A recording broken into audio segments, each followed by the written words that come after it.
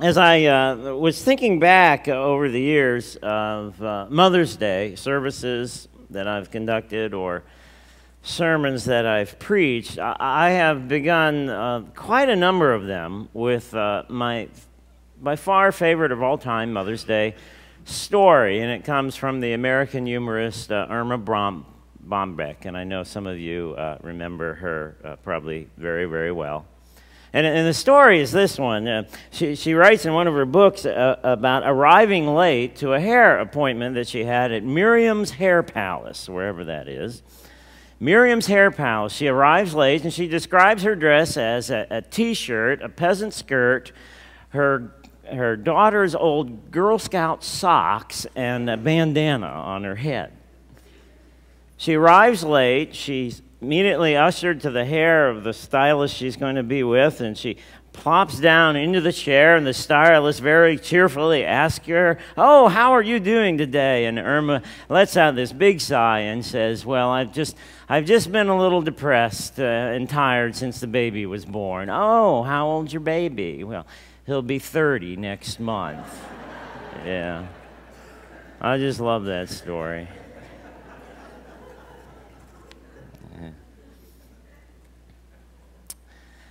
But in all seriousness, I have to tell you, honestly, I do find preaching on Mother's Day to be a little tough. And it's not because of Mother's Day and all that goes with that, and it's an appropriate day, and one more appropriate thing than to celebrate motherhood and the significant women in our lives. It truly is something that deserves more than one day.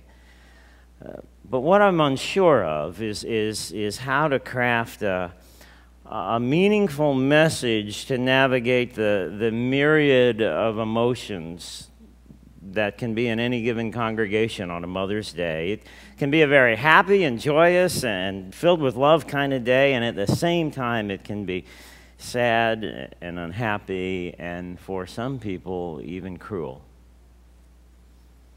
Because there are people in any given congregation who may have very recently lost their mother, and they have a special tenderness in their hearts. Or worse, maybe mothers who have lost a child, or women who were never able to have children of their own.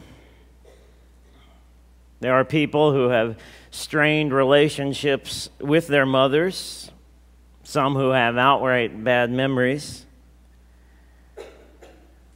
And there are mothers in any given congregation who carry a tremendous guilt over maybe some issues they've had with their children. And all of them can be sitting right next to someone who had a wonderful mother, who were raised in loving homes and are now great mothers and fathers themselves. And if we could have all been so blessed. But I've found that unlike the homes of the Cleavers, the Brady Bunch, the Huxtables, or Ozzie and Harriet, some families more resemble Ozzy Osbourne's.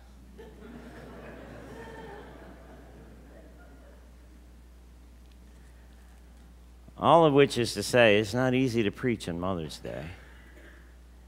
It's not easy to preach on Mother's Day. And so I offer no great theological exposition of the text of Paul's prayer in Ephesians chapter 1. I've done those things on Mother's Day. You know, I look back at some of the titles and messages over the last years. Did one on the prominent role of women in the Bible, did one on biblical womanhood, and you know, those kinds of things that you might expect to hear on a Mother's Day, but that's not today. Now, today is more of my Mother's Day card, if you will. Because today I was struck by something else that Irma Bombeck wrote. As she was reflecting on her life, it was just shortly before she died of cancer.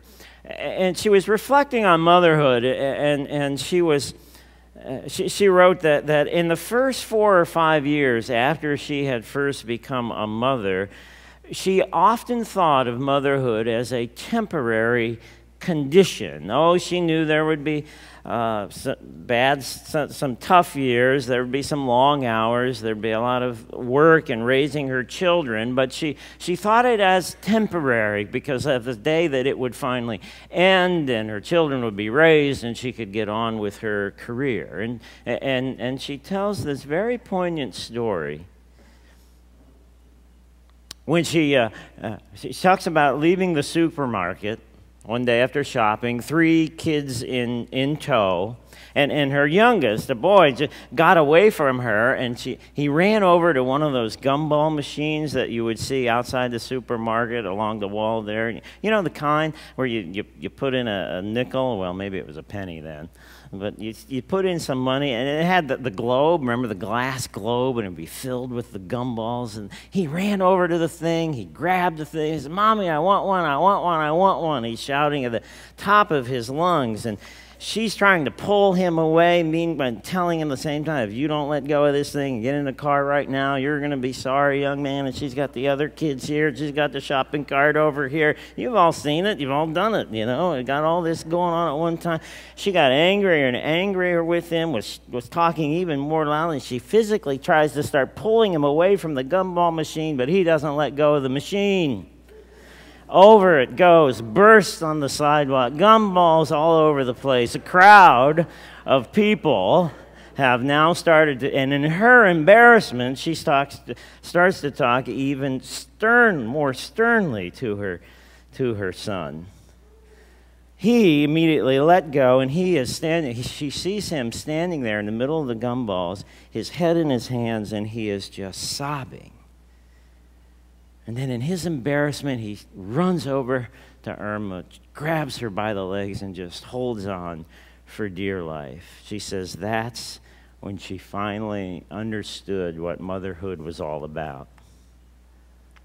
And she writes this quote, "I humiliated him, I chastised him, I berated him, but I was still all he had.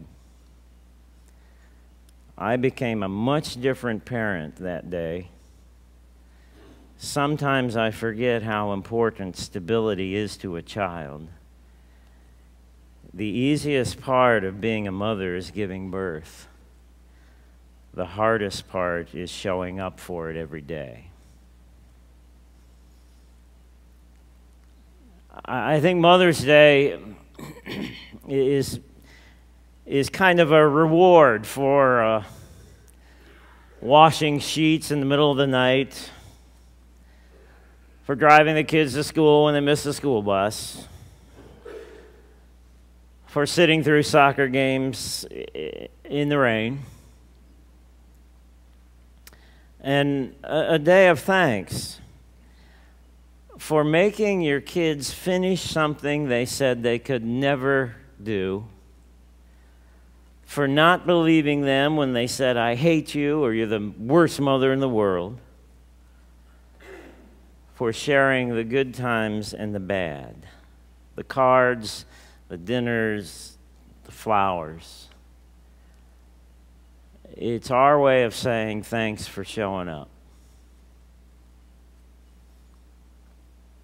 The scripture lesson from Paul in Ephesians, he talks about an inheritance, and he wants to remind the Ephesian Christians of just what they've inherited from Jesus.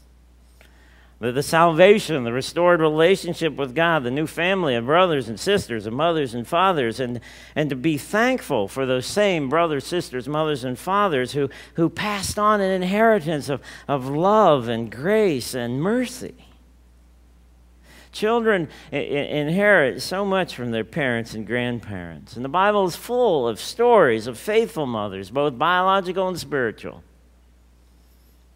who passed on an inheritance of faith and trust in God, who taught their children to have faith, to believe, and to trust. I know one such mother in the Old Testament that doesn't get a lot of press is Rizpah. She's in the Old Testament.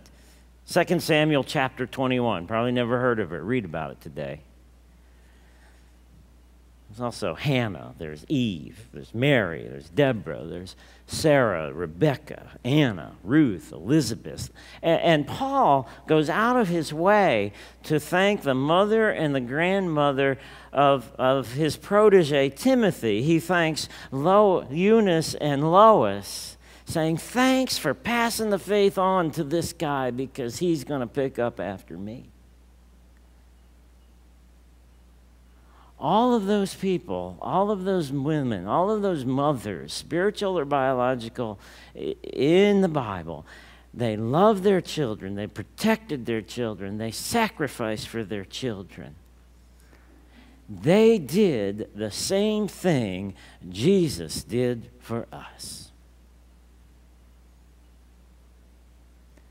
And if discipleship is measured by how well we follow the example of Jesus, then thank you, mothers, for showing up.